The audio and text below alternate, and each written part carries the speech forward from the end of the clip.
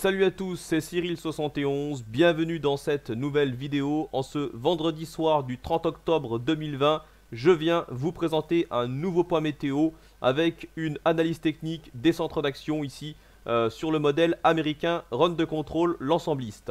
Donc c'est parti, on va regarder ce qui va se passer et pas moins de 3 tempêtes vont concerner les îles britanniques dans les 3 prochains jours. Donc vous l'aurez compris, une tempête par jour, et oui c'est quand même assez rare, même sur les îles britanniques qui tous les ans bien sûr ont l'habitude d'avoir des tempêtes, mais là quand même 3 tempêtes en 3 jours c'est quand même énorme.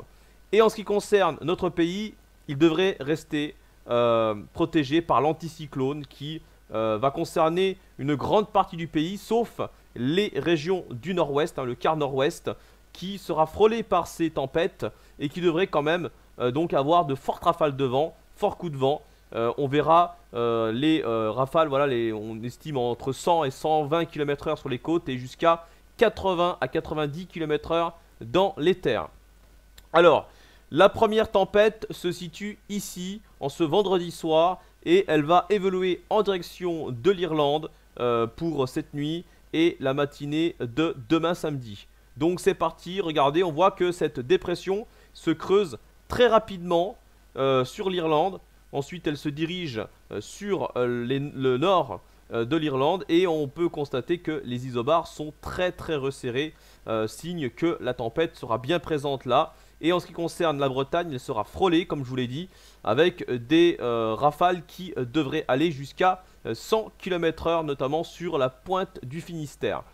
En ce qui concerne les deux autres tempêtes, elles se situent ici sur l'Atlantique, on le voit très bien.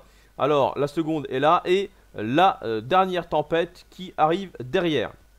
Alors il faut préciser que ces deux tempêtes sont liées à l'ex-ouragan Zeta. Voilà, Zeta qui a touché les États-Unis et avec le jet stream a rejoint l'Atlantique. Et à l'heure d'aujourd'hui donc en fait l'ex-ouragan Zeta s'est divisé en deux et donc donne deux tempêtes finalement. Alors, on va voir leur évolution maintenant, derrière cette première tempête. Donc, ces trois dépressions se dirigent toutes au même endroit, c'est-à-dire sur l'Irlande. Voilà, on voit la seconde tempête qui passe sur la partie ouest et nord de l'Irlande, avec des isobars très resserrés, une dépression très creuse, jusqu'à 965 hectopascales. Et la dernière tempête qui arrive au nord, ici des Açores, et qui va également rejoindre de nouveau les îles britanniques. Voilà, regardez, elle se creuse très nettement. Alors, cette dernière dépression n'est pas encore bien fiable, puisque après avoir visionné d'autres modèles, et notamment les modèles européens, ne sont pas en accord avec cette dépression, car les modèles européens, en fait, ne la voient pas du tout se creuser. Elle est vraiment beaucoup plus faible en intensité, donc on ne sait pas trop ici... voilà, on ne sait pas le comportement et le développement de cette dépression pour le moment. Donc on verra demain matin si les modèles américains ont raison ou pas. Dans tous les cas, là si on se fie au modèle américain, on est face quand même à une violente tempête sur les îles britanniques. Sur l'ensemble même des îles britanniques cette fois-ci. Cette dépression est beaucoup plus vaste que les deux précédentes. Et les côtes de la Manche seront un peu plus impactées du coup dans ces cas-là, avec des rafales donc qui iraient jusqu'à 120 km/h. Là, il faut quand même surveiller 120-130 km/h possible entre la Bretagne et la Normandie. Voilà, alors, après, au-delà de ces trois tempêtes, la synoptique va complètement changer. C'est une transition en fait vers une nouvelle synoptique au niveau des centres d'action. C'est-à-dire que jusqu'à maintenant, on était plutôt avec une activité dépressionnaire assez intense pour un début d'automne. Depuis fin septembre, il y a eu pas mal de pluie, de la fraîcheur, deux tempêtes, la tempête Alex et la tempête Barbara, en peu de temps, ce qui est quand même assez rare au mois d'octobre. Donc, après cette période assez instable, humide et perturbée, donc... La synoptique change et cette transition donne ces trois tempêtes. Et une fois donc que ces trois tempêtes vont passer, regardez ce qui se passe derrière. On a un vaste anticyclone qui se développe sur l'ensemble de l'Atlantique.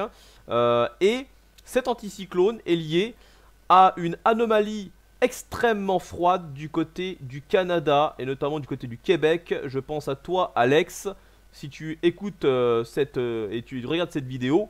Dédicace à toi, j'en profite, car chez toi, a priori, entre lundi et mardi prochain, il est possible qu'il y ait une tempête de neige, car on a une dépression très très creuse. On voit d'ailleurs une partie ici qui arrive à gauche de l'image, voilà, et cette dépression qui ensuite rejoint la mer du Labrador est extrêmement creuse, hein. Elle va sans doute aller jusqu'à en dessous de 950 hectopascales. Elle sera très vaste. C'est un décrochage polaire, hein, lié aux ondulations du jet stream. Et donc, il faut s'attendre à vraiment quelque chose de, peut-être pas d'exceptionnel, mais en tout cas, vraiment quelque chose de remarquable en ce qui concerne donc le nord-est du Canada, le Québec et peut-être même jusqu'au nord-est des États-Unis. Donc attention, du côté de ce côté-là, vraiment, l'hiver va arriver de façon assez brutale là, hein. Et donc cette anomalie fait remonter, hein, l'anticyclone sur l'Atlantique, qui à son tour va donc nous faire basculer dans un flux de nord-ouest, un flux qui sera donc plus frais, mais également plus stable. Et là on voit qu'il y a une espèce de Talweg qui vient ensuite se diriger vers la péninsule ibérique. Et là, on aura un blocage anticyclonique qui va se mettre en place, hein. Blocage anticyclonique sur l'ensemble de l'Europe, regardez. Donc là, on ne parlera plus d'intempéries, il n'y aura plus rien, a priori, à partir de ce moment-là. Mais on verra bien, car du côté du Groenland, on constate, hein, que l'anomalie, cette fameuse anomalie froide et dépressionnaire continue encore à s'installer, hein, toujours sur cette partie-là. Et donc peut-être que le blocage anticyclonique ne durera pas très longtemps. Voilà en tout cas pour ce point météo. Je reviendrai éventuellement demain si cette fameuse dépression là de lundi est plus faible ou plus forte, je ne sais pas. Voilà, on verra bien. En tout cas c'est sûr et certain, les îles britanniques donc vont devoir affronter 3 tempêtes. Voilà, merci d'avoir regardé cette vidéo et à très bientôt. Prenez soin de vous et bon courage à tous.